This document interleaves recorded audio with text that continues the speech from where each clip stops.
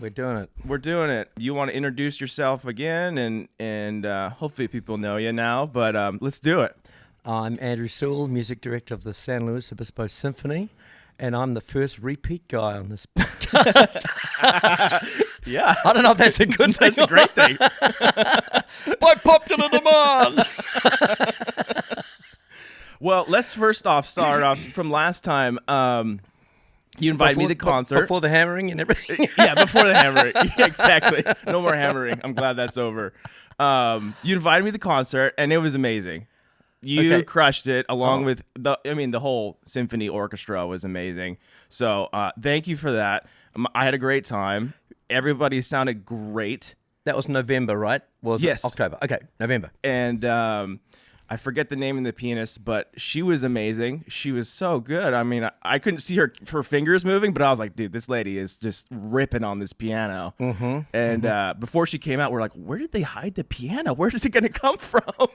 And they just pulled it out of the side door, and I was like, oh, wow, that's really cool.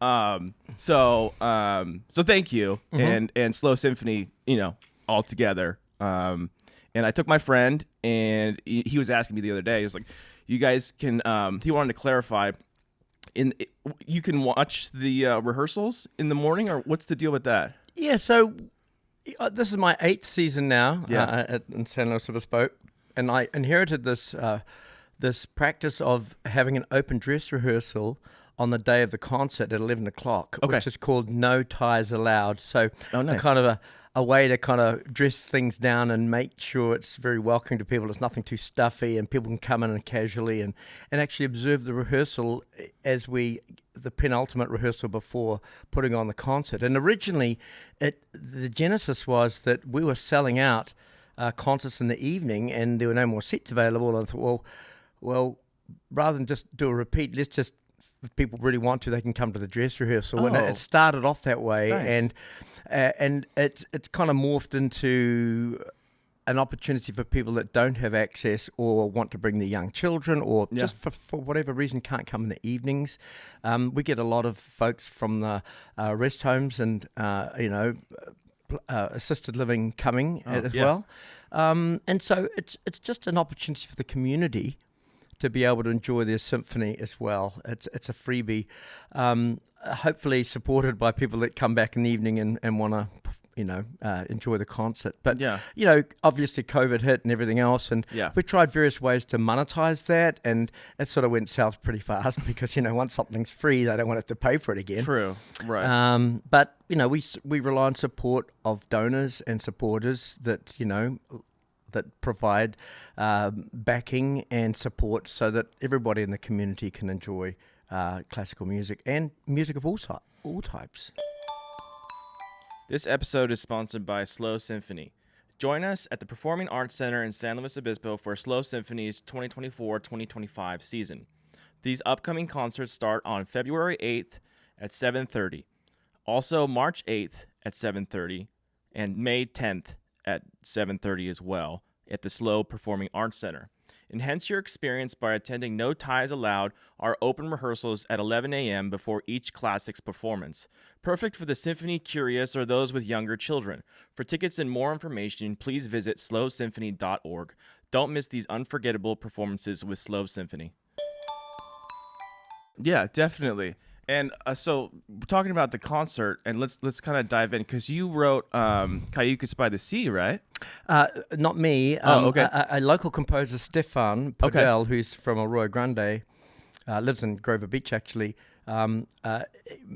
is a resident here, and he is also a composer by night and a computer software guy by day. Oh, fair enough. But he expressed some interest and showed me some of his scores about 5 years ago, and he was doing some arranging on the side and did some pretty big arranging for John Anderson, actually, of Yes, for example, who was also a Arroyo Grande, and he did a whole bunch of arrangements, and so he just showed me a couple of his scores and said, hey, would you ever consider doing this? And I get a lot of those propositions, so to speak, and so I'm pretty open. I go, sure, let me have a look. And I looked it up, and he was getting some commissions with the Cleveland Youth Pops Orchestra at the time, and had a bass concerto and some viola things. And so I said, okay, I looked at it and I actually programmed his bass concerto with our principal bass, and it went down really well. And so consequently, he then offered, he got involved in the orchestra and the board, and he actually offered to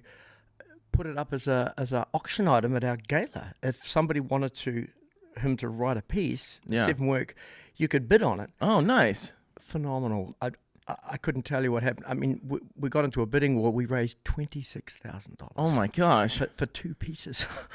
Now, good. Well, there were some people that really thought this is a great idea. I mean, we had a kind of reserve of like maybe $5,000 on one piece. I mean, you imagine a person writing a piece of music. Yeah, it's a lot of work. Well, anyway, it seemed to sort of gather steam. So we did it again the next year, and sure enough, we got into another bidding war. It was it wasn't quite that much, like, but it sort of set the ball in motion. So again, that piece that you heard was the result of a commissioning project that we had at our gala in May of 2024. Oh, okay. Which is only, I gave him 4 months to write the piece. Yeah. He works fast. And so a couple who live in Cayucas said, oh, we'd like to celebrate Cayucas. So it was called Cayucas by the Sea. It was kind of had a surfy vibe definitely to did. it. And we've got another one coming up next May, another commission by a couple in town. And I'm not even sure what the title is, but we've sort of struck a little niche there, and I've expressed that to other orchestra leaders along the coast, saying, this is something you should try out. It actually works. So that was the piece that you heard. Yeah, I think there was. I mean, I don't know. I looked at the program, and I think you kind of rearranged it a little bit on the day of. I think, right? Because it was supposed to be a little deeper in the program, but then you're like, no, let's open with this sucker, and it was great. I'm like, wow, and the guitarist that was soloing on it did really good. Yeah. There's always a story behind. There's always a backstory. So yes, you're right. I'd originally programmed it to open the second half and then the final piece. Well, actually, what happened? We had so much equipment on stage. You being a drummer and everything, you know how that is. Yeah. So that just to navigate the physicality of making a smooth transition with stage plots, it made sense to have. And his piece ended up being the largest, what we call the kitchen, the percussion section. Kitchen, all the pots and pans, the kitchen sink, yeah. So we did that, and then they could sort of take away things so that we could fit everything else on, because then the piano had to come on. So we opened with the piece, which I think was awesome. Anyways, it actually worked out. So for those listeners of this podcast, he gave it an electric guitar vibe, and a kind of drum set in it, and it was kind of a story like, people come to downtown Cayucas, and then there's a little bit of a chase scene, a bit of a, what do you call it, Mission Impossible running through the streets, and then So there was a bit of a story there, and it's cool. He's a very gifted arranger, and hopefully he'll get more mileage out of this, and get to be known a lot better. Yeah, Stefan Padel. Yeah, I mean, if he wants to, I guess. Maybe not. I don't know. But I think that it's on. What is it on Spotify? Like those concerts that you guys do? No, it's not on Spotify. Okay. We do record them all. Yeah. So then where can people find that then? Oh, that's a really good idea. Yeah. That's a good question. I think if you go to his website, it's www.stefanpodel with 2 L's. Okay. Stefan being in FAN, .com. He'd be able to source that material, and he'd have it. For that song? Yeah. But then for the whole concert or anything for the on our symphony? website, go to our website, slosymphony.org, and we should be able to have some archival recordings up there. And do you guys record the concerts live, or do you go into like a recording studio? No, we record them. I mean, as I said, it's archival. At this point, we're not a union orchestra per se, so if it was, we would be paying MMA rights, the IMA rights and things like that. But it's just. But again, there's certain copyright issues with music, so we have to be very careful how that is. A live recording should be okay, there's also radio programs that happen on KCBX post concerts and things that they will replay some of our concerts as well. Okay. So that's good. No, I just wanted to, after I got done with the concert, I was like, where can I find this? So I was poking around Spotify and see what SLO Symphony had. Okay. Yeah. And what did you find? I think I did find some stuff. I don't think I didn't find Cayucas by the Sea, but I think I did see some of the other stuff that they've recorded. Okay. Yeah. Well, thanks. Yeah. I'm not a Spotify guy, so. Yeah, I mean, I was like, where can I find this stuff? I want to listen to it, because, last time when we were talking before, everything got crazy, I was talking about Joe Hisashi, and that's kind of been my, I obviously I know like John Williams and stuff, but like another composer like him, it's a little different, and it's all towards movies and stuff. So that's kind of been my window in, and I'm like, let's see what other things I can find classically with no words and stuff. Because, when I'm working, sometimes I don't want any words, I get it. Yeah. So, did you get a chance to listen to any more of that stuff? I did. Yeah. I found it fascinating. I love the story that, you introduced me to this music. And yeah. I think I'm always curious to hear what other people have going on and what they're listening on their iPod sounds so passé now on your Spotify collection. Yeah, I know. How quickly we move, don't we? Yeah, it's not the best sound quality, but it's just easier access, unfortunately. Of course. Yeah, and it's very interesting because I was listening to, as we record this podcast, it's the last day of 2024, and this evening I've got a New Year's Eve concert. We're doing a piece by Prokofiev written from 1911. Okay. And this piano concerto that he wrote was a kind of a student competition piece to showcase himself playing the piano. So it's pretty amazing. Well, Prokofiev, Sergei, the Russian composer, was considered an enfant terrible, a terrible child, like just a basket case pretty much in terms of, progressive and just like shattering all of the norms and everything else. And we have a few of those in music and the arts that turn out to be the greats that sort of push to the next level, the next movement, for example, like the Impressionists or whatever. And at the time it's too radical and they can't handle it. Right. Well, he went on 20 years later to write really beautiful ballet music, Romeo and Juliet and some of the great Cinderella, some of the great ballet scores of the 1930s.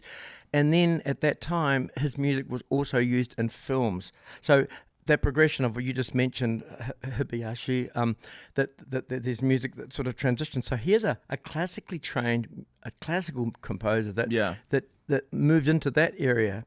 And so you do hear, then on the flip side of that, you have popular composers looking at the classics and sort of adapting and pulling stuff, and then adapting it to their own style. Like, for example, John Williams, who used a composer by the name of Malcolm Arnold, who was an English composer who wrote a lot of, and even William Walton. These are some British composers from the 1930s and 40s that were writing for everything.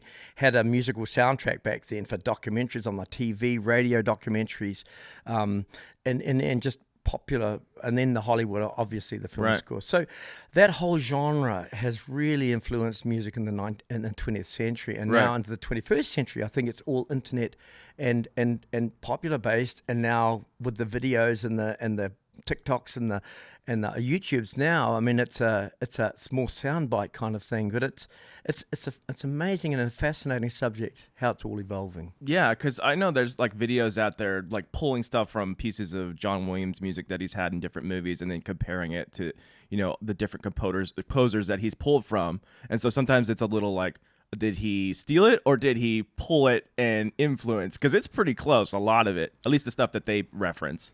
But I'm like, nah, he's John Williams. He's the man. So, well, exactly. Well, you assimilate. You assimilate influences. It's like you learn all your scales, you learn all your arpeggios, and then you interpret it into your own filter. Yeah. And then it's only you that can write that stuff. Someone can be a good copyist, but it's not really the same thing. We see that in painting, Monet's, and then all of the students, or Michelangelo, and all of the young sculptors at the time. But there's just one.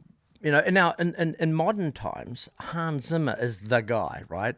He's one of them, for sure. Well, in terms of one of them, absolutely. And but then you've got a whole bunch of other people working for him within the studio under his banner, and they develop really great skills. And then how do they get out from under that and form their own companies? Well, that's kind of like the spin-off idea as well. One of my friends worked under him. I think he was an apprentice or something. I don't know. And then he went to a video game company actually, and now he's composing video game scores, which is a phenomenal new genre in and of itself. Yeah. So I've done a couple of concerts called Video Games Live, and it brings in a completely different audience. Oh, I bet. Yeah, no one's over 25. But that's cool. I mean, even the Studio Ghibli stuff would be awesome to do. You know, I'd love to see that. That'd be so cool. But yeah, no, a lot of that stuff is it's definitely applied to story and. I don't know. I just kind of like how he kind of tells a story with the whole music, and I don't even remember what the story was sometimes. I'm just like, oh, you're gonna take me on a journey, so let's go, and it's a whole progression of things, which is fantastic, which I kind of like because there's no lyrics. You know what I mean? Yeah. And go ahead. It started back in the 70s and the 80s with we talked about this in the last interview about Emerson, Lake and Palmer and some of those other more pioneering type of craft work even that started off with... Oh, craft work, you said? Yeah, or something where they started with one song and then it just sort of grew. Yeah. And then it had a through line that, you know, would actually... Brian Eno, it's another one. Sure, yeah, you know, he's huge. Or the concept just continues to expand. Now, if we were to compare that to the classical, like historical narrative, for example, we know that in the late 19th century, not to get too technical, but things just were expanding and symphonies were growing. They were much larger forces, and it kind of came to a huge head in the 1910s, you know, right before World War One. Yeah. I mean, there were massive pieces on stage, Mahler's symphonies and Strauss and these big. And then the World War One hit and boom, everything collapsed. And then what grew out of that was a kind of return to neoclassic and very small things because there was no money. The world was in tatters. So they couldn't afford to mount these massive productions and afford to do it. It just put everybody out of business. So world events shaped how the arts world functioned. You know, the collapse of the Habsburg monarchy, you know, everything just went to pieces in the early 20th century. And it had the same effect in music. So I see those patterns occurring. Now they're in the first, almost the first 25 years of the 21st century. Which is that's crazy. Unbelievable to think of. And we're looking at trends and seeing how those trends develop and where the next 25 years is going to take us. It's fascinating. Yeah, I remember, you know, because I'm such a dork in music stuff, and I watch the music documentaries. At least for America, we did have those big bands, you know, Count Basie, you know, and all those people. But then, you know, jazz and blues kind of came into it, and they were smaller groups, like you said, you know, like 4 or 5 pieces, you know, bass, drums, guitar, you know, and pianist maybe. And but there were still some big.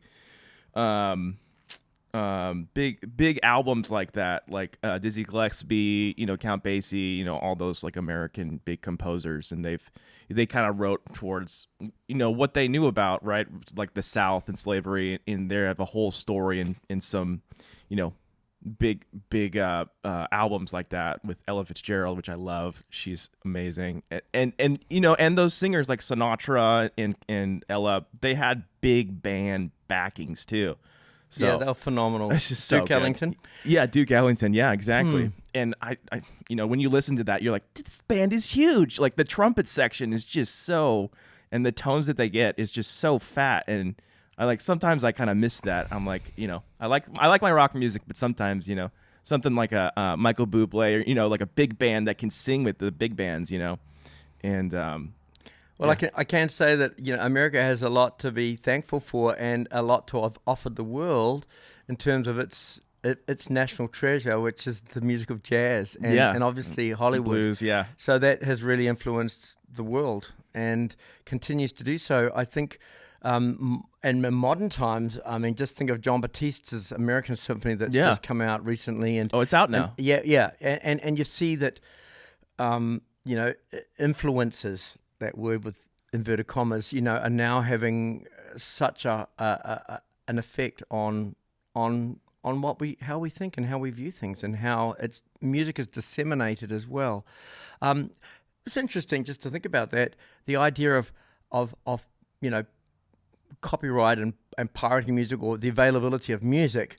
You know, I was listening to a NPR the other day, and they were kind of giving us the top 10 pirated movies of 2024. And I'm going, now, why would they be even talking about that? And it was almost like a badge of honor that, well, the most pirated movie was X, and I can't even remember what they were. But here we are. You know, that sort of says something in terms of, well, it's really popular. The sort of the undercurrent is that everyone's going for that, you know, instead of at the box office. You know, we know that over the course of this was number 1, number 2, number 3 in terms of millions of dollars. Yeah.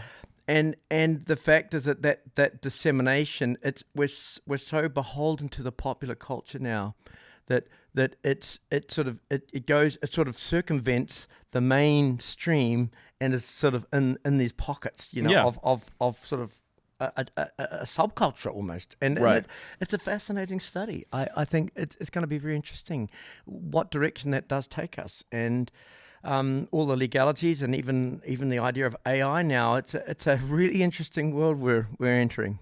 Yes. What was it? You just said about pirated stuff. Like that's the era that I grew up in, Napster and you know, I think it was Lime or something like that. And you know, I was a young kid, so it's like I'm not paying for all these albums. And so I mean, whether or not that was right or not, I mean, that's a different story. But like I had so much, I had access to all of the music ever because there was no iTunes. I mean, you couldn't even buy it. You know what I mean? I mean, you could buy CDs, but you know, at some point. Boy, Napster, that really took me back when you said Napster. Yeah. Oh, my gosh. Yeah, right? Well, back in the days, they had record clubs, you know, and then they had Columbia, and you'd get sent a record every week or 2 weeks or a CD, and you join this club, and that just keeps coming. And then, but interestingly, I was talking with a fellow musician who's in town, a composer, a retired professor, and he said, you know, the introduction of the cassette tape was the change where people could suddenly record at home off the radio or off.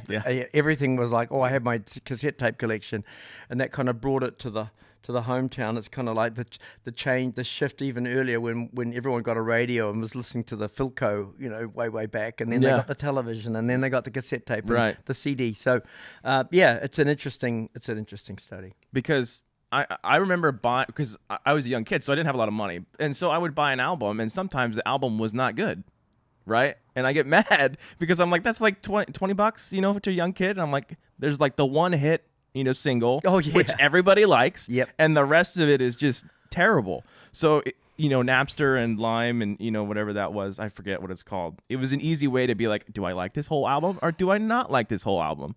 Right. And then I would go buy it.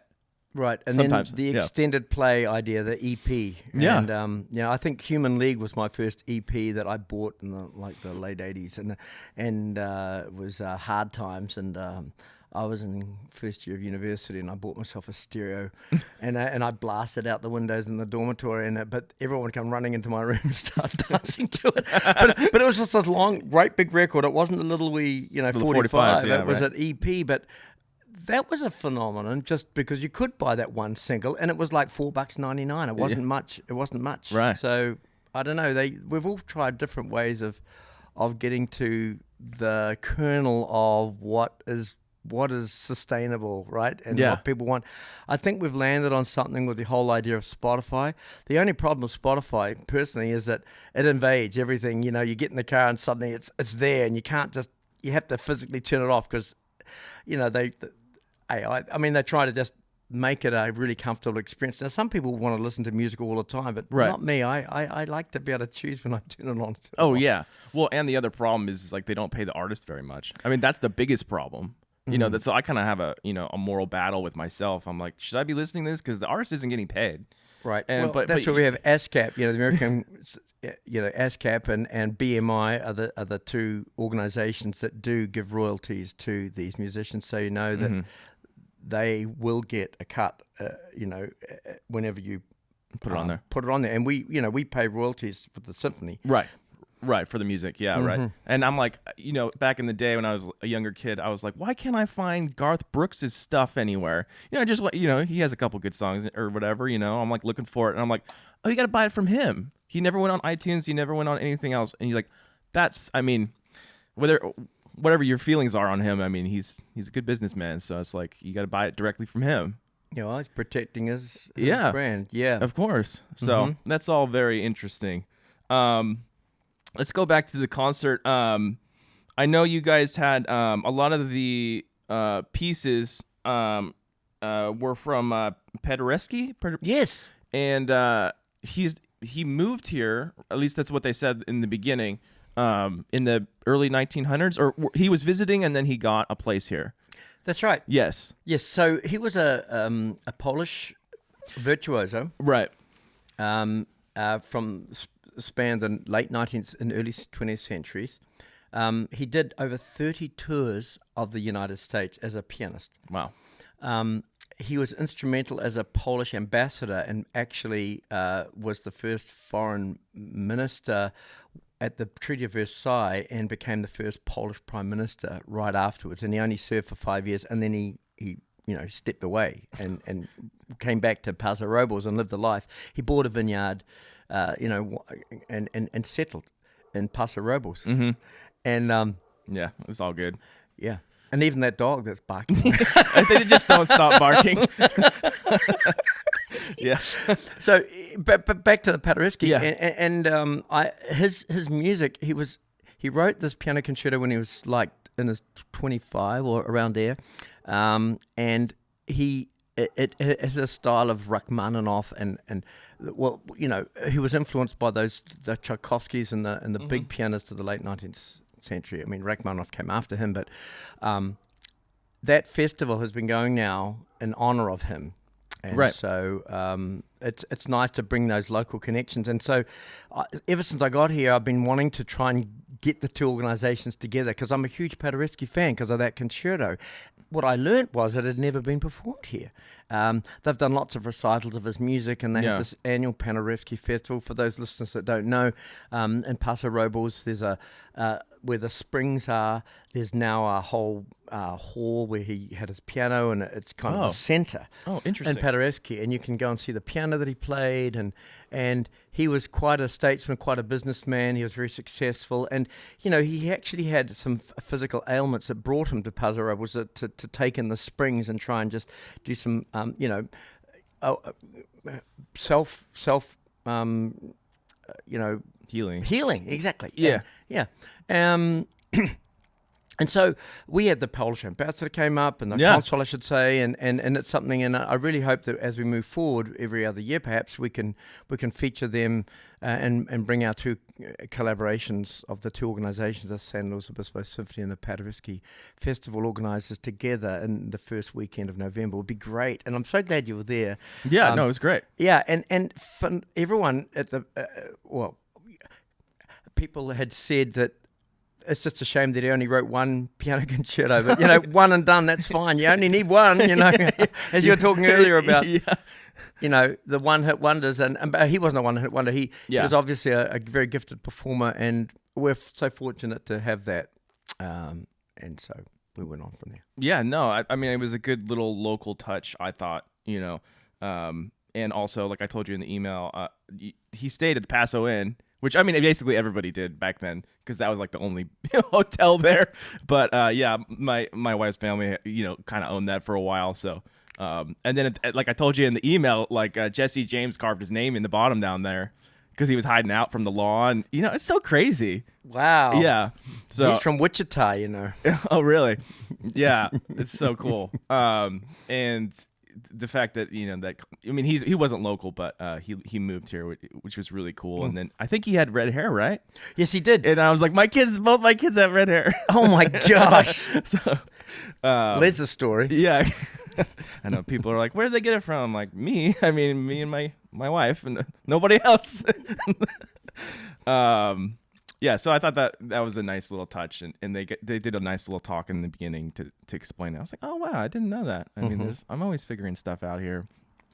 And the pictures and exhibition was the other big piece that we did on that program, and I thought it was a great way to kind of celebrate the Paderewski Festival and get people into the audience, and I think it also.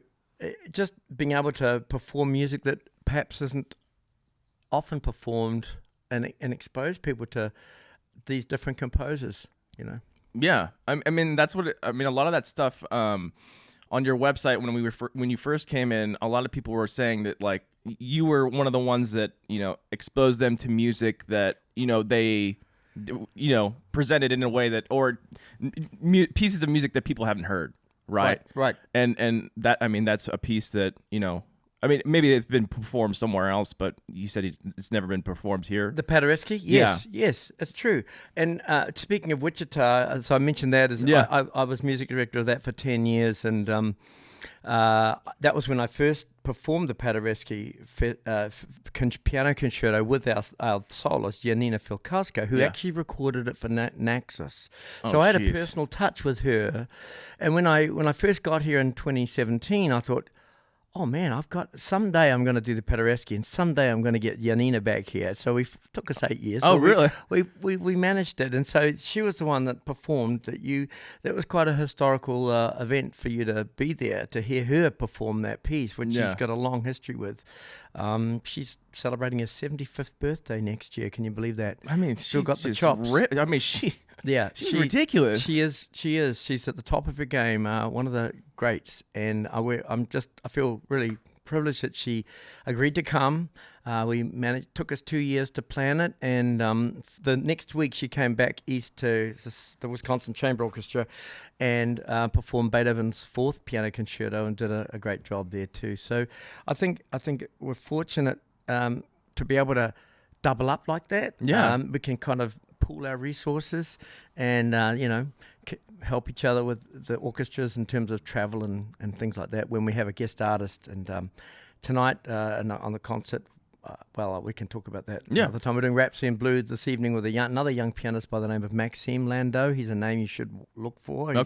He's only 21, 22, and he's got a huge career ahead of him. So we're getting in at the ground floor, and nice. It's great. He's playing Rhapsody in Blue and Prokofiev's Piano Concerto No. 1. Monsters, just monsters. Yeah. So when you're up on stage like that, and you're obviously conducting, but like, are you ever like, do you ever hear something that she's doing and you're like, dang, or like, I don't know if we talked about this last time, but I like watching on YouTube some of the stuff that's gone wrong, or just some stuff like that with like blues musicians and stuff. And you mean that's to look away and just turn to space to go, oh. No, like there's just miscommunication, or I think I don't know, mistakes, bloopers, kind of, but they save it. They're such great musicians, that the one that I can think of specifically off the top of my head is Stevie Ray Vaughan is playing with I think it's Albert King, and they're both soloing, and Albert King's doing his solo, and then Albert King doesn't really know of Stevie Ray Vaughan, you can tell, and Stevie Ray Vaughan is just shredding, and he's just like blown away at just this guy's chops. So bringing it back to my question, like, are you...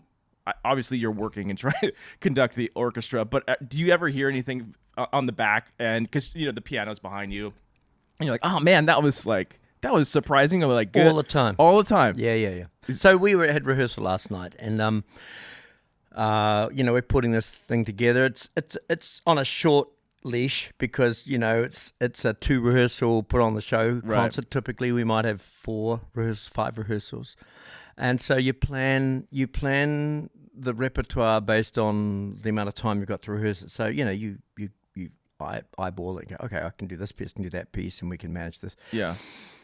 Well, being New Year's Eve, we wanted to add some popular music, so we added a few things in here. And so we've got our hands full in terms of putting it all together. Mm-hmm. So I know this young man. I've done about 4 concertos with him. I met him when he was 17. We've done already Tchaikovsky Piano Concerto, Rachmaninoff 3rd Piano Concerto. So he can just play anything. And I really wanted him to come to San Luis Obispo to introduce him to the audience because he's just electrifying to listen to watch.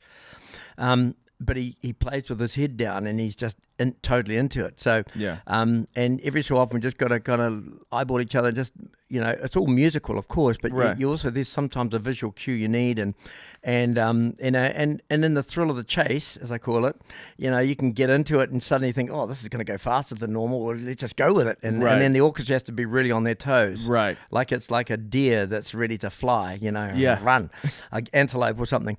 And so you just have to be ready. It's like driving a really nice sports car, and you just touch the throttle and it goes, So you touch the brakes, it's really fine-tuned machine, it's not like driving a good old Ford truck. Right. And so you get to learn this sort of by feel, and the orchestra gets to know it, and it's in that moment of working together. If they're really sensitive to each other, the soloist listening to the orchestra and the orchestra listening to the soloist, that we all come together, and it's my job to kind of facilitate that. It's not just, well, I'm telling you what to do. Yeah, right. Obviously, this doesn't make a sound, and so it's the craft of directing and giving directions and emphases that will shape and drive the music in the right direction and anticipate what the intentions of the soloist are going to be. So, Rhapsody in Blue, great. It's a classic. Yeah. 100 different interpretations. So what I'm looking at for this is, it's 1924, man. I mean, it's New York. This guy was young. He was thirsty. He was hungry. He's gonna take on the world. So it's not going to be da da da da da da da da ba ba ba. No, it's going to be in your face. Yeah, for sure. And so you got this young guy, he's just ready to go, and so that's going to be a pretty exciting interpretation, So it all depends on the personality and the interpretation. Then you agree on what you're going to do, and then we go. So that's where live music can really be something special. Nothing that you can anticipate or predict, and you can rehearse and get it all ready to go. But I love that about live performances, that there is, as you just mentioned about Vaughan and the other performer, that when you actually get in the room and start making the music, that's where the special sauce happens. Definitely. And off you go. Yeah. So, like for their solos, do they already have it mapped out? And like obviously a general progression, right? But are they still kind of just improvising for their solo piece? In the jazz world, yes. Okay. In the jazz world, there's just certain stakes and stuff, and I understand it a little bit. I'm not a jazz musician. Right. I mean, I can understand the mechanics of it. Yeah. In terms of the classical genre, I mean, you have a written out cadenza, which is written out these days. Back in the day, it used to be improvised, so like jazz. But in terms of in the jazz world, you have a kind of a general roadmap, and you'll just see where we go and how the mood takes you. Yeah, right. Which is a lot more flexible, a lot more freedom. Yeah. But not in classical as much. Well, not so much for certain areas within, like a concerto where there's a cadenza. Yes, it's free. What's unique about the Rhapsody in Blue, and why it is such an iconic piece, and why we're performing it, because this was the 100th anniversary, 2024 was the 100th anniversary of the piece, was that it's a jazz piece that's now become a classical piece. And so it was originally for jazz band and piano, and then later, 20 years later, it was reorchestrated. So from 1924, when it was composed, various iterations of it, and it became so popular that Gershwin commissioned another arranger, Ferdy Grofé, in 1942 to actually make a full orchestral arrangement, so it could be brought into the concert hall. It didn't require a jazz band to do it. It could expand it. So we're doing the expanded orchestral version. Nice. Yeah, and so it's a series of it's a rhapsody. So a rhapsody means something that's improvised, and it's rhapsodic, meaning there's a section here, and then a section here, and then a section here. So, in terms of the title, it describes the type of music that it is, and you don't realize that it's only 16 minutes long, which in musical terms isn't that long. A concerto usually is double that time, 30 minutes. Yeah, right. So it's a really unique piece, and it continues to be. Obviously, United Airlines have usurped the music. That's the music what you always hear when you hear United Airlines, and that's iconic. The opening clarinet lick. The story is that when he got in there, the clarinetist, just ripped it up, and you said, oh, that's great, let's just keep that. So it's never before have we had this sort of glissando, which is a slide. It means glissade, Okay. Yeah. So there's so many cool things about the piece that everyone should know about, and I'm really glad that we're performing it. Nice. So when you take that piece, you're trying to kind of put your own spin in kind of like you said, what hasn't been done, or, how can we kind of, it's New Year's Eve, let's kind of wake people up a little bit. And, is it difficult to do that? Like when you approach that piece of music, are you like, how can I make this kind of my own for my own concert? Or are you like, let's just kind of facilitate the piece in a way that, does a little bit of both? I might have done this 8, 10, 12 times. I actually can't remember. I've got a list. I do approach it slightly differently. For example, ya da da yum bum bum bum biba bum bum bum ba ba bum bum bum bum. So in the music it says grandiose, and then it says con moto, which means with movement, and then it comes back ya da da da da da da da da da da da da da ya da da da da da da da. So that's the whole thing, and then it comes back again, and this time with the piano, and so it's even broader. So you have to think. Okay, in music, when you do a phrase and then it's repeated, you first ask the question, why did the composer repeat that? And what's the purpose of it? Is it just to fill out the blank? Yeah. No, there's usually a reason behind it. And we as a performer, you shouldn't just repeat it just for the sake of repeating it. Yeah.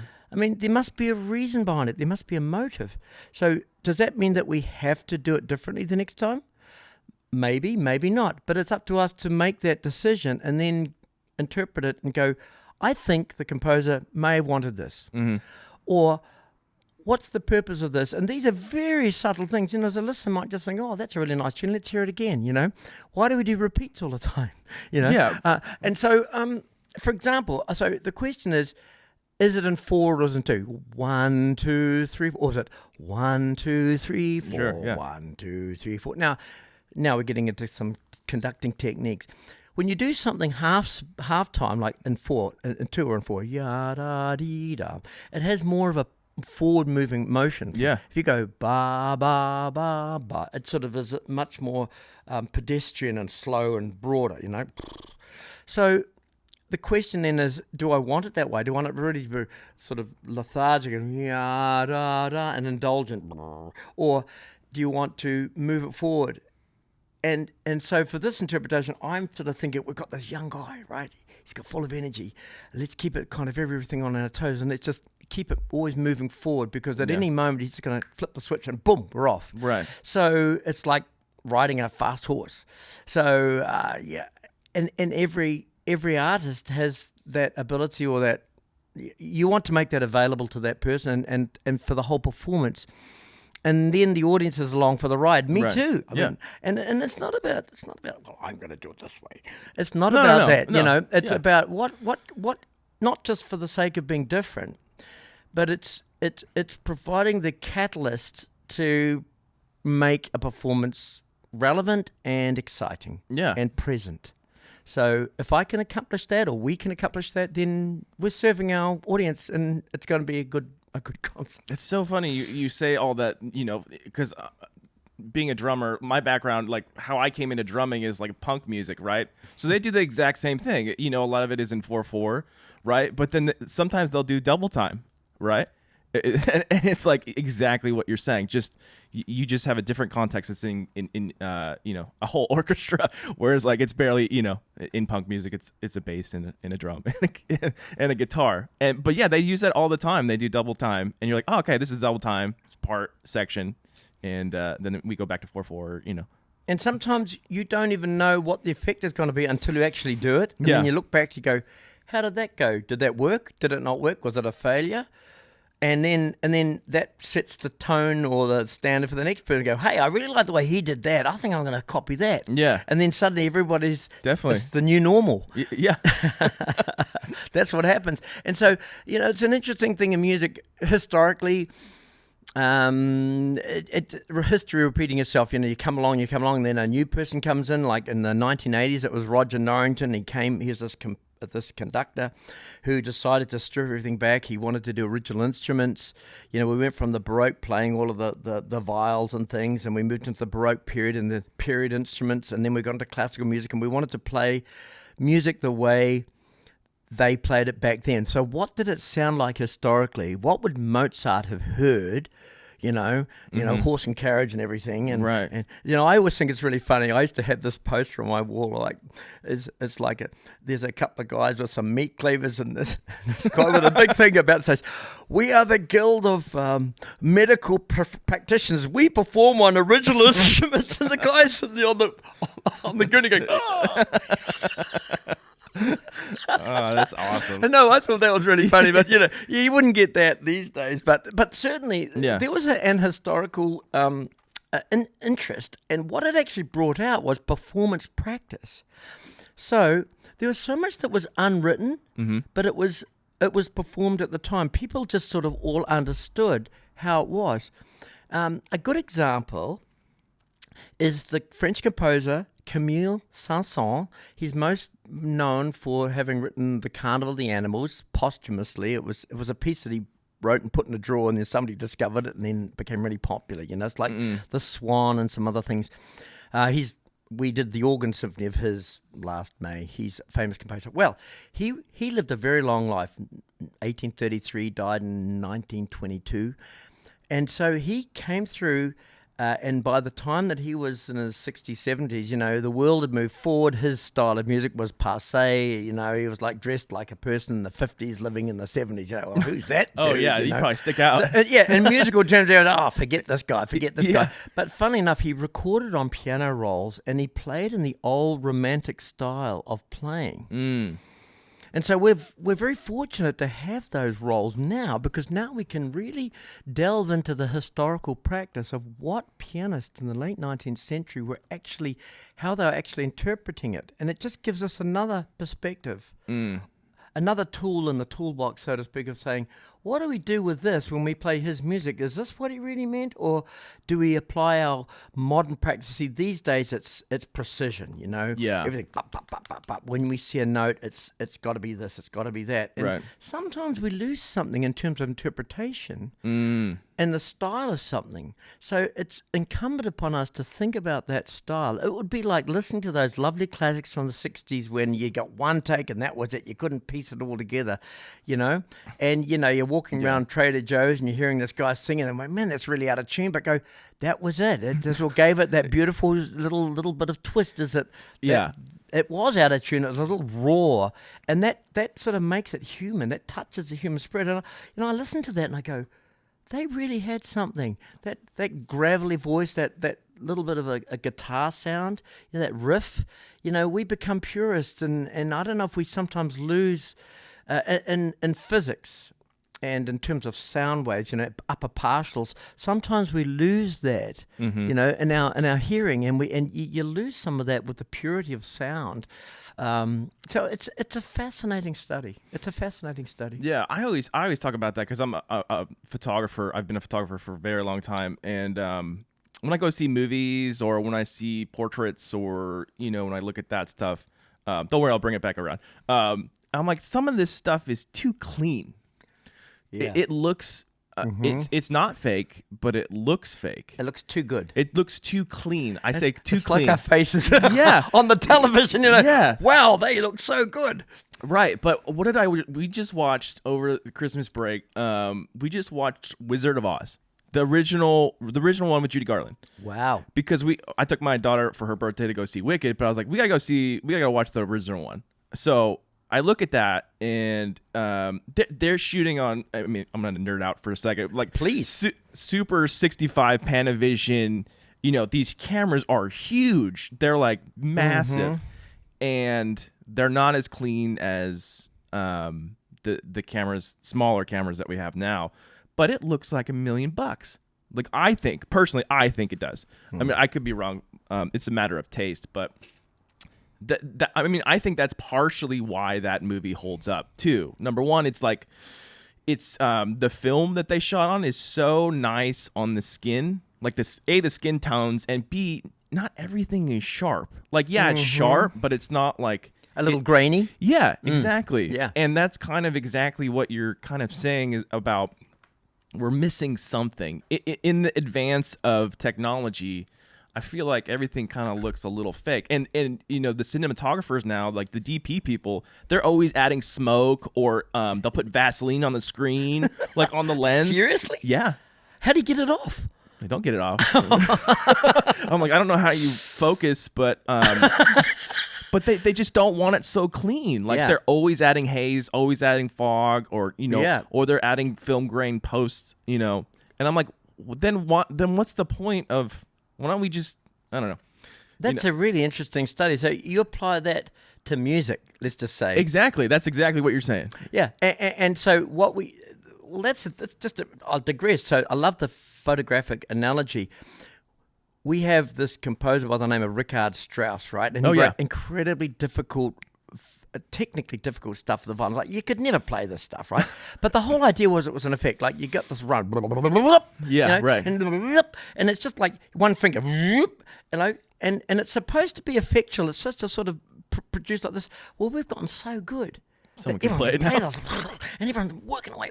And now it's so clean. It's like, oh my gosh, did he really mean it that way? Right. And so we get so into the technical thing that we sometimes lose the big picture. And and there's still something that we can add as humans. We give something, that some of our soul and some of our emotion into the art world, as you just described, in terms of the etherealness of what is a classic. Yeah. And so there is that. And so you just have to define and choose, okay, are we going to really spend 15 minutes on reading in this piece really locked in, or we're just going to kind of go, let's just agree that it's going to be a little bit off and we'll move on. Right. And because it's an effect. And so those are choices we have to make. And of course, directors make those choices and photographers. And you're just describing you as the consumer, as the you know, a space and time looking back, and you can appreciate the genius and the artistry and how it stands up, you know. Yeah, I mean 65 millimeter on those Panavision cameras it's just ridiculous. I mean, the closest thing that you can get now is like kind of what Nolan's doing with the IMAX cameras, but that's all film. But it's just crazy because you're like, you know how much light they had to pump into that thing to just expose the film? It's crazy. But it looks amazing. And it's like, even that film, it's like, you know, the first, you know, maybe quarter of it is in sepia. And the iconic turns into a color. And and that really what put color, you know, television on the map, you know? It absolutely did. You're right. Wow. That's great. I'm so glad you told me about that. I'm going to go back and watch it. No, it's great. Yeah. It's a great film. And my kids have never seen it. And it was nice seeing that back to right after we watched Wicked. Because I'm like, look at the choices that they made for this film. And it's made in 1939, 38. It still looks good. Yep. And not that the new movie is not bad, but it's just everything is just clean. And I kind of think of it as like it's kind of sterile. Yeah. You know. That's a good word. Yeah. I'm like, we don't want to be too sterile. No, because it's, I mean, at what point do we get into like video game realm? Because we're like really getting there. I'm like, there's something, I don't know. There's something intangible about having it look softer, I think. I don't know. That's just like my opinion. And, you know, as I get older and grumpier, you know. It's true. We get a little wiser, a little long in the tooth, and we get a little less tolerant. And we I'm like, crotchety. Yeah. So when you were talking about all the music and like, how would they actually do it at the time? And is what we're doing better? Or does it matter? Well, I think that's also interesting to watch in terms of animation. When you look at the Lion King that came out in 1994, the original Lion King, Right. and the way those characters move, and now with the assumption, like even Avatar, and I mean, that's a whole other. Yeah. Well, Yeah. I know it's just Yeah. it's a style, and it's the thing is that the fundamentals are you're still telling a story. The storyline has to add up. Right. And those are the fundamentals. If you've got good fundamentals, everything else will follow, and you can actually craft something. It goes with all art forms, Yeah. It's a kind of a roadmap. Because the Lion King was kind of based off of Hamilton. No, not Hamilton. Hamlet. Excuse me. It was more of it was kind of a Shakespeare kind of offshoot. Wow. Yeah. I did not know that. Yeah. It's kind of it's not exactly the same, but it's similar. And you're like, someone animated this by hand? This is so crazy. And then Elton John at the helm of all that crazy music is so good. It is great. You know, my daughter was listening to it the other day. I'm like, are you listening to Lion King? She's like, yeah. Wow. I'm like, good. We haven't watched that movie forever. But now they're doing it, redoing it digitally. I see that. And I'm like, I don't know if we need to mess with it. I don't know. Well, there's got to be a project out there for someone. Yeah. I think because now everything, like you said, is kind of like has their own niches now. It's like they need to have some kind of big tent pole that's attached to it, right? Which is kind of unfortunate, And I mean, when I was growing up, there was all kinds of crazy independent films that were being made. And with the DVDs and they would make money that way. But now that streaming's come along, it's kind of a different ballgame. So did you listen to any more of that Explosions in the Sky? I did. Yeah? Yeah, I really enjoyed How'd you like that? I thought it was a tremendous piece, and I just liked the way that it was. It grew and it spread and it took off in different directions. And I think there was an analogy to the classical realm as well. So it was I found it very interesting. Yeah. So you listened to the Earth is Not a Cold Dead Place, right? And I think that was very.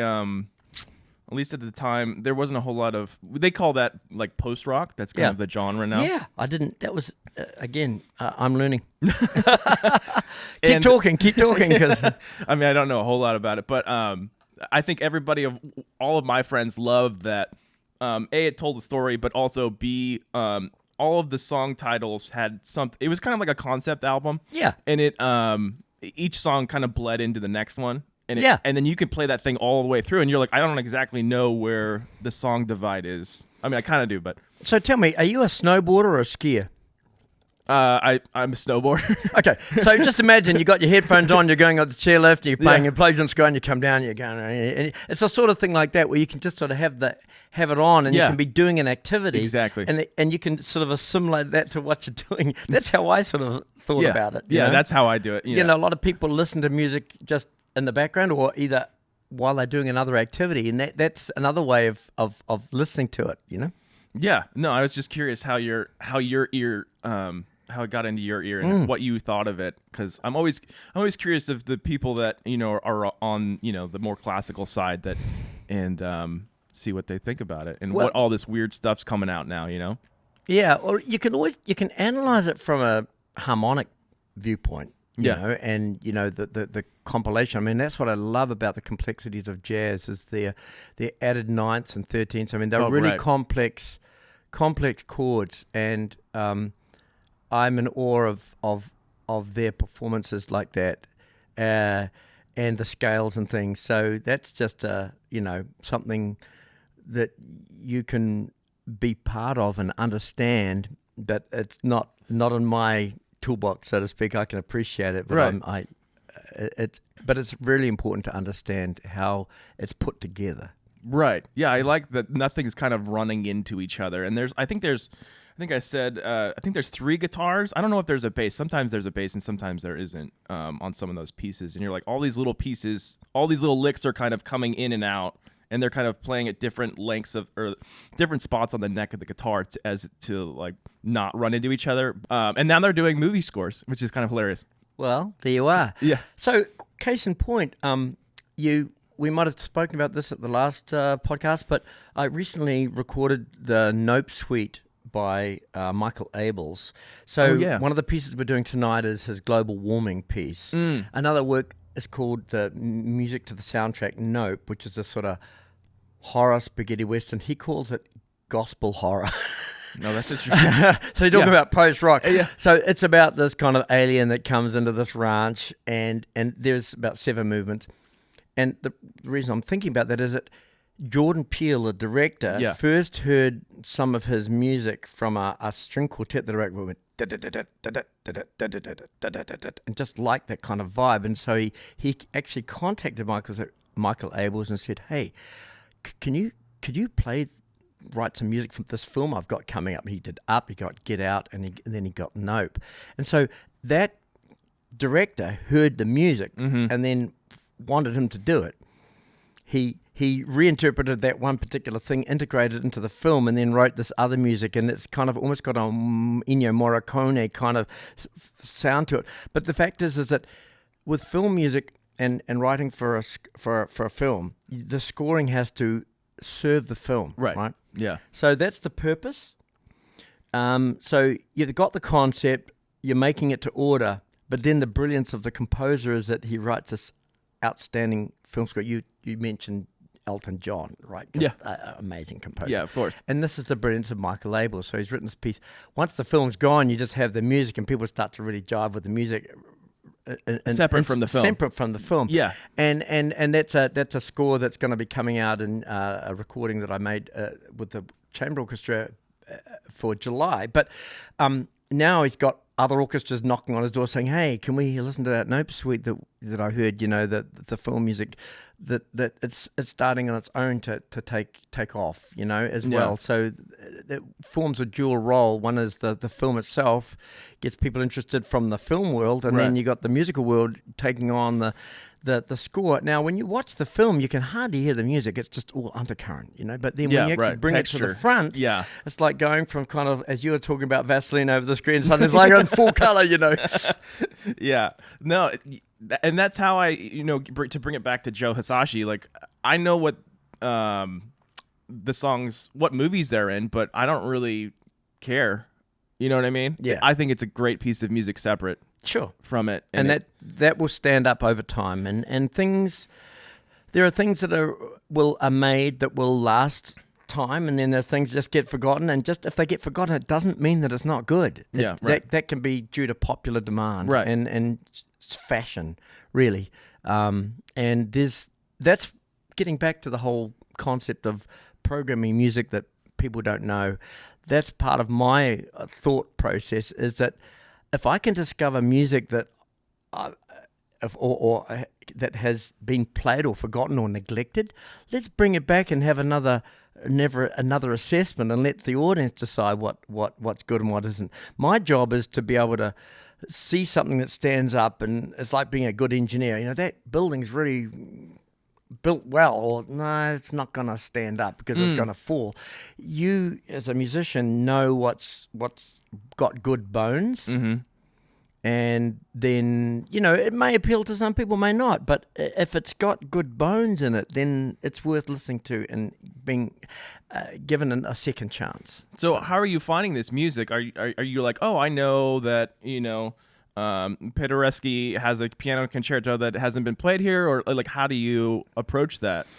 Well, for me, it's over my years of doing this, I have a pretty good feel for what's a good piece and how it's constructed, and what makes it a great piece. Brahms, Dvorak, I mean, Tchaikovsky. Yeah, there's a reason they're still played today, because they're really constructed well, and it's great music. And I do think that there is opportunity. It's just a feeling. If it appeals to me, I'm thinking, if it appeals to me, maybe it'll appeal to some other people. I don't know the answer to that. Right. It's 80%, 20%. Yeah. But I think I've got pretty good instincts. I mean, it's self-confidence. Hopefully it's not overconfidence. But, no, I mean, it just comes with experience too, yeah, right? And taste. Yeah. And you get to read your audience, and, some people will push back, and you go, okay, that didn't work so well. I think if you can be open to failure is the best teacher. Oh yeah, of absolutely. of how to be successful, and you can't be successful without having failures. And I tell people, just I think too much. Oh well, that's another whole subject. I'm not going to get into that, but winning or losing, I mean, Yeah, right. that's another subject. But I think in terms of success, and thankfully in music, it's an experience that we're talking about, and something Yeah. that it touches the soul, and after a performance, you go away feeling better. Yeah, I mean, definitely. I mean, Hopefully not worse. no, I definitely that's the case when I went. I was like, that was freaking awesome, and everything sounded great. So what are you listening to now? What am I listening to now? That's Yeah. a good question. I've got a piece coming up by a composer by the name of Arturo Marquez that was commissioned by the Los Angeles Philharmonic, and that's going to be in 3 weeks with a violinist, Anna Kiko Myers. So I'm delving into that. Okay. Because that's immediately in front of me. For pleasure, Yeah. I listen to a lot of the music that my son is writing.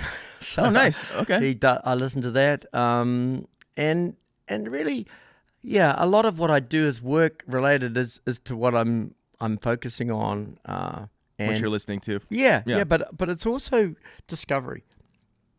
And so when I'm in the mode of, okay, what am I going to do in the 25-26 season or the 26-27 season, I start Yeah. listening to things. And I've got lists of things that I'd like to bring to the fore. So it's for a musician like yourself, what you do for pleasure and what you do for work, it's kind of these gray areas. It's all rolled Sure. into one. Yeah, sure. And I watched the American Symphony, but I don't think I could listen to it. I mean, the film didn't have a lot of pieces on there obviously he wants to go to the concert or listen to it, but I looked for it on Spotify and iTunes. I mean, I was like, I'm happy to buy it. I just didn't find it. Is it out now? Like, no, it's just that was the record. That was the making of the piece. Right. But conceptually, I was actually looking at potentially doing the piece, but Oh, nice. it seemed there are too many possibilities. It hasn't really taken a shape of its own. It was still in the making. It's in the formation, and I don't want to speak on behalf of Chompities, but obviously not. Yeah. Obviously not. But I mean, you can actually the good thing about that film was how it all came together and what he actually did to do that. Right. Now, and that's a fairly unconventional way. It's approaching classical musical, approaching it from a more improvisatory approach and generic. Yeah. So it's nothing actually written down. It was like, oh, let's try this, let's try that. And Oh, until I didn't you know actually that. get in the room, you can actually see that in the making of the film. So for something like a classical, we need something that's pretty much written down, Right. and we can formulate it. So Yeah. that was just an interesting observation. Yeah. Yeah, no, I was curious because I wanted to listen to it, so I was like, where do I find this thing? Like, I couldn't find it. So, okay, I didn't know it was all improvised. I think there was a few issues with the concert, when he was trying to do it, and I don't know what. And we happened. see that. Yeah, in the we film. see that, and I didn't know if it was out yet, but how is the I guess the symphony culture, the community, received that? Do you know, or have you asked anybody, or is anybody been able to listen to it? I mean, because it was very different. I know that at least in the film, it made it look like, a lot of people were like, I don't know if we can put this in, not that there's any rules, but No. But Well, I knew about it because a colleague of mine who was our composer in residence, who knew him and was talking about him, and said, we should really get him here before we take the film. And and he's a phenomenal musician. He's a celebrity, and it would be expensive and everything else.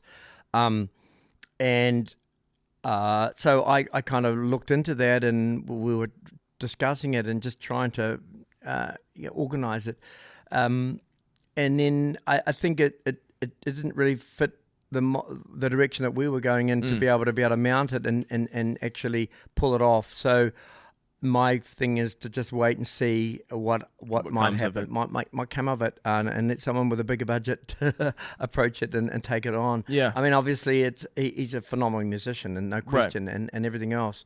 So you pick projects that you may want to do, and we're here in San Luis Obispo. We've got things going on in our community, and as a Yeah. we've got our season coming up. We've got some great local performers, and here we Yeah. are. No, I mean everything you guys are doing is great. So I'm just curious what people thought of it.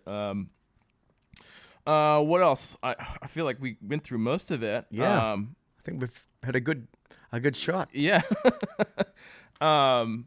Oh, like how do you think about composers and like sometimes like how tumultuous their lives were, and and sometimes does that bleed? Do you think that bleeds into the music that they're writing, like Mozart or a Beethoven, with all that stuff? 100%. Yeah, right. Yeah, totally.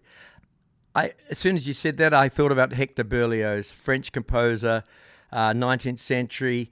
In 1833, he wrote this piece called the Symphonie Fantastique, or Fantastic Symphony. It was like a stake in the ground, something crazy that no one else had ever written.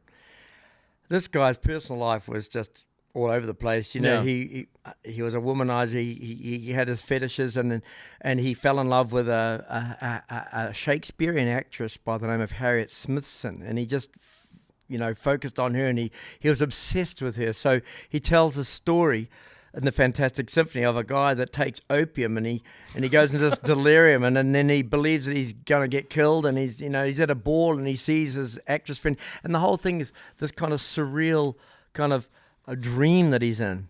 That's But he crazy. wrote just the most incredible macabre music, and it pulls out all the stops, all of these interesting things that he does to formulate this. And then, and then he gets in trouble with the law. I mean, personally, and he has to escape, and he leaves Italy, and he goes to Nice, and then he gets in trouble there, and he takes off back to Paris, And in the meantime, he's writing this Corsair overture, and he's sort of documenting what he's doing. It's an interesting read. Now, I may be digressing and maybe embellishing some of the things, but yes, definitely. When you think about Mozart and he's writing the Requiem, and he's writing this commission and he's dying, and he leaves the Requiem unfinished, and there's some people that say at this point we stop the Requiem, that's where we put the pen down, that's the moment died. when he died, and then some of his contemporaries finished off the Requiem. I mean, there's so much story, so much drama, and it's absolutely linked at the hip to what a composer's personal life is going through. I mean, that's exactly it. It's pouring out their passion. Tchaikovsky, just I was researching, just talking about the Fantasy Overture by Tchaikovsky, which is coming up. We're doing it in February, February the 8th. Yes. His overture fantasy to Romeo and Juliet. Mm. Well, at the first performance, the day before, his teacher, there was this huge scandal that Rubinstein had an affair with a student or something, female student. Everyone was talking about this. And so at the concert that was featuring supposedly Tchaikovsky's famous piece, at the after party, Tchaikovsky writes in his diary, "Oh man, everyone was talking about the Rubinstein scandal. No one even mentioned my piece, And I'm going, yeah, well, I mean, you never know. What are you gonna do? What are people going to talk about? So, but it turned out the Romeo and Juliet was, it several iterations. It's got the famous flute solo, and it's often been copied in popular music. But so there's always a story. yeah. Who was I watching? I forget his name. He's on YouTube, but he did a piece. He did a video about Beethoven. I know that guy. You might know the guy. A guy on YouTube. He's out of Atlanta. Is it? No, it's I forget his name, but he's a music guy. But he went over a whole video about Beethoven and his hearing and what he was writing, and I found it so fascinating because as he was losing his hearing, he was writing a certain way. And then as he completely lost it, it was something completely different, which I found so interesting. And I was like, wow. Like, because he's just like, basically he has to hear it in his brain now because he has no hearing. And he also went over like, musicians and as they kind of age, they kind of lose like the pitch. Like they have like either, perfect pitch or, great pitch. And then as they age, they kind of lose it like a half step, he was saying. And Haven't heard of that, but that's interesting. yeah, he's like, because even the guy talking in the video, he's a great musician. He's like, I've kind of like lost my hearing in it's about half step. Like when I tune the guitar, it's like he's like, I think that's right, and then he's like, nah, it's a half step off. And I think somebody else told him like, sounds a little off. And both of those things, like I thought were absolutely interesting. People losing their. I think he's like, as you age into your 50s, I think you start to lose a little bit of tone, hearing, or something. I don't know if you've heard of that or anything. A lot of musicians. Yeah, maybe not. I don't know if you've had to selective hearing. Yeah, maybe. I don't know if you've had to contend with that or anything, or if that was ever an issue, or because I mean, it is loud, in front of all those musicians. I mean, I don't know if that's affecting my personal hearing. Yeah, or I mean, anything that you've seen in your hearing or anybody else that.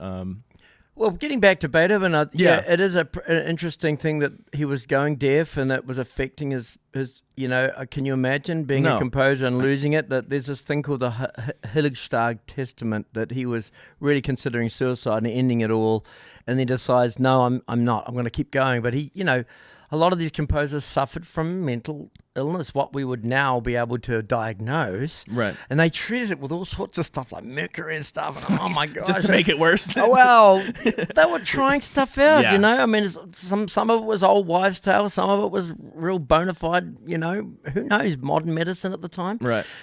So, they had a lot to contend with. And he fought it. And by golly, he continued and he went on. It's a phenomenal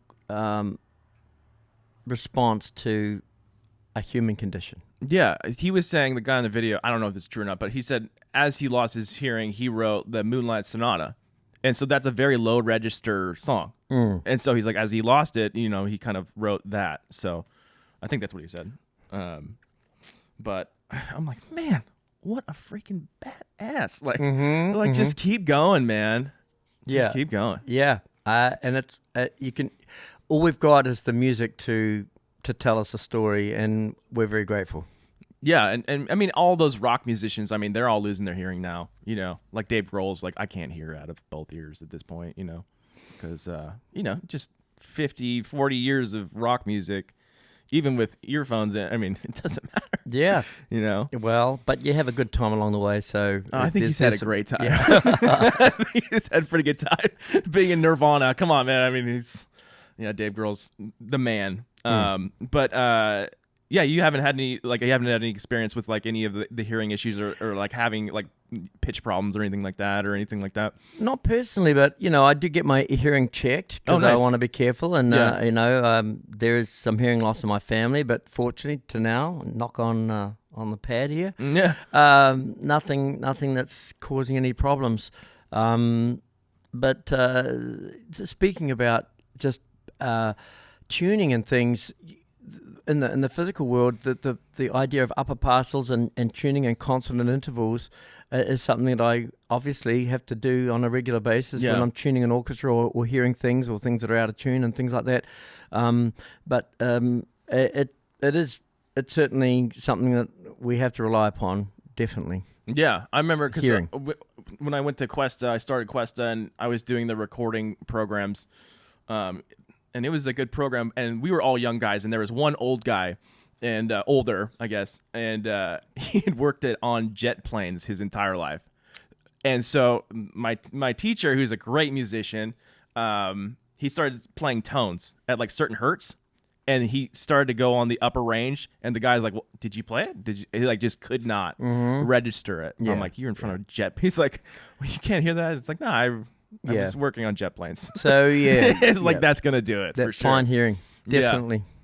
So, do you listen to, like, Holst and stuff and the Planets? And what did you think of that album? I mean, as far as his work and his kind of contribution, I feel like I hear his stuff everywhere.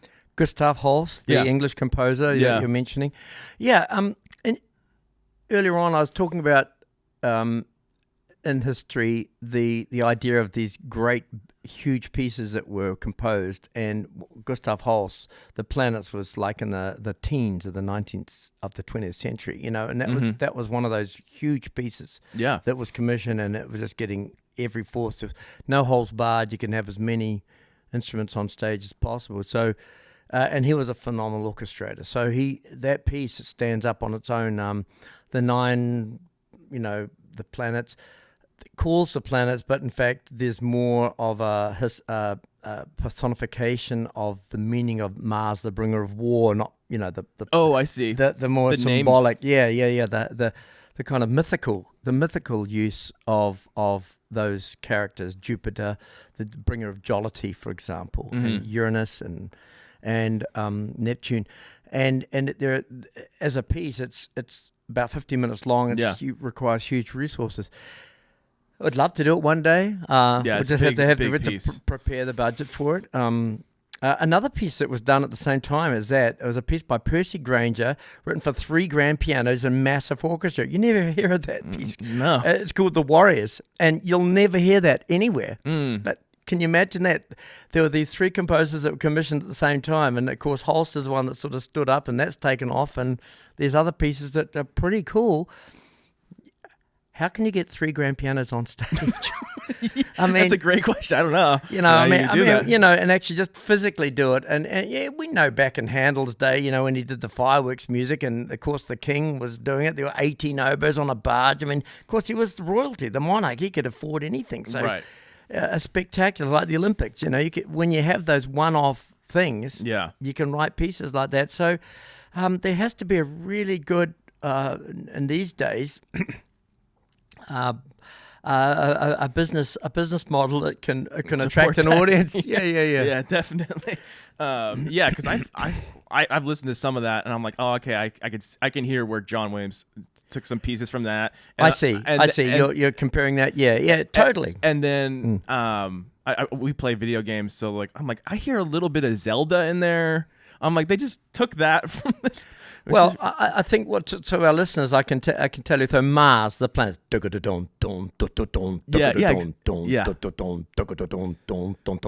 the music of Star Wars. You know, very end, Darth Vader. Yeah, exactly. It's exactly, and there is some great similarities to that. But I'd say that he, you know, I can't speak for John Williams. Obviously, he wrote the music for Star Wars, but it's similar to the planets, and it's got the same kind of drive and everything else. So it's still his own, and the Star Wars music is amazing. It's so good. I mean, all his other pieces are great too. I mean, I'm just like, man, you're just like, you got the footprint on my childhood, at least my age, right? It's like E.T., Jaws, Indiana Jones, Harry Potter. Everything. You know, we're doing this piece called Hymn to New England this evening, and it was from a documentary that he wrote in the 80s, and and then it came back and he rewrote it. So it appears on the 2002 Olympics, the Call of the Champions CD that he wrote, and it's for full orchestra. But it's a hymn to New England, and it was based on a documentary, a photo card, what do you call it, of you know, an aerial documentary just going over the New England landscape, and that's the music is Hymn to New England. So it's a homage to the beauty of the landscape, and now it's called Hymn to New England, and it's not often performed. There isn't actually a commercially available arrangement of it. You have to play like a wind band arrangement of it, but the melodies are still phenomenal. And so there's always that skill that he has in writing music for the modern orchestra. Yeah, I mean, I watch interviews, and he's like, yeah, I came home from dinner, and I just, you know, wrote the Harry Potter theme. And they're like, yeah, okay, you just do that. That just, it just comes out of him. It's crazy. You're like, wow. What was the other thing that I was going to ask you? So did you get to listen to that Sigur Rós piece that I sent you at all? I did not. No, that one. Sorry. Okay. That's fine. No, that's fine. Yeah, I think we covered it. Unless there's anything else you want to. No, I think this has been a long chat. Yeah, yeah. I got to make up for last time. But yeah, you have you want to say the the concerts you have coming up, obviously tonight, but the next ones you have coming up. Yeah, we've got concerts in February the 8th. It's called Orchestral Hits, featuring music of Schubert, his Unfinished Symphony, the Fantasy Overture on Romeo and Juliet by Tchaikovsky, and Beethoven's Symphony No. 6, the Pastoral.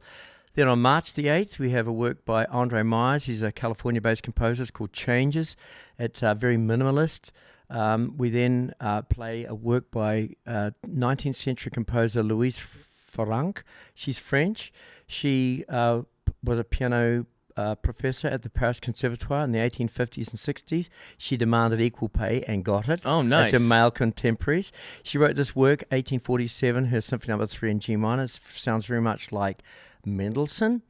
And this finally, she's getting getting her comeuppance as a composer. Only 150 years later, but there she was. Yeah. She's this iconic composer of the 19th century that we, gender aside, we haven't heard too much of her music. So we're very glad to be performing that on March the 8th. And then in the second half, Brahms Piano Concerto No. 2 in B-flat major with pianist John Novacek. He's often performing up with the Festival Mosaic. Was a performer, artist in residence with the Mosaic Festival. And then finally we finish on May the 10th, our final concert of the year, featuring the Elgar Cello Concerto with Amit Pellet, cellist.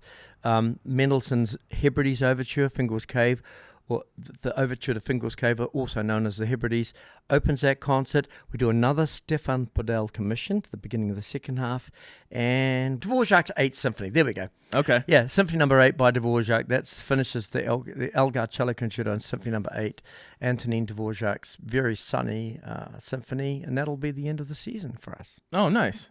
Busy guy, though. Yeah, lots to do. There's a lot of music. Yeah.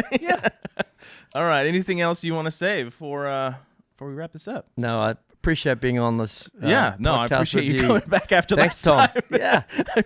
No, it goes in all sorts of different directions, and what I get is the threads of how we things interplay. I love hearing about your photography. I mean, that's just nectar to me to hear about the photography side of things and these. My father-in-law was a photographer. He just passed away, 97 earlier this year, and he had a dark room in their house, my wife's house, and they were figuring out the colors. You just get one shot, you had to do the composition, and everything else, and you wouldn't know until 3 days later, and you went into the dark room, and now you can do it all on digital. He adapted to the whole digital thing, would do things on his computer. I was just amazed. Well, the basics are the same. Yeah. But it's just the software that's different. There you go. Yeah, I mean, that's really what it is. But, I mean, I shot a lot of film in my day, too. So, that's what I started on, 35 millimeter. And then, I went to Santa Monica College and, I did some photography there. But they wanted to keep me in the dark room. And I was like, well, sure. I know how to do it. But that's not going to pay my bills. And photo paper and chemicals and I love it, but it's just not sustainable, unfortunately. So I got a job down in downtown LA with a wedding photographer, and he had worked for Annie Leibovitz. I don't know if you've heard of her. She's huge. So she, the famous picture of all the she's done all the famous pictures, but the one where John's naked. John Lennon, and he's holding Yoko. Oh yeah, she did that. Oh wow, yeah. Mm-hmm. So he worked for her, and then he came back and he opened up his own business, and then I learned from him. So we were doing a lot of we were in the industrial district downtown, but we were right next to Little Tokyo, and so we did a lot of Asian weddings, Vietnamese, Chinese, Japanese, and Korean. So and then we did commercial work during the week, plus editing. So, wow, you sound like a really busy guy. It was busy, yeah, but it's fun. You learn so fast. It was so fun because you're in it all day long. You're getting paid for it, and then we'd set up. He knew a guy or a lady that did wedding dresses, so we set up a commercial shoot for the wedding dresses and do it around downtown LA, and and then we'd all be editing the rest of the week and just be like, we got to get these out. Yeah, no, it's a factory. You got to work quickly, and you learn. You learn really fast on a job like that. Definitely. Yeah, definitely. Great training. Oh yeah, no, I love it. So it's never really left me. But yeah, I mean, that's kind of my background. So love it. Yeah. All right. Well, we'll wrap this up, man. I'm sure you gotta go. So. Okay. Thanks. Yeah.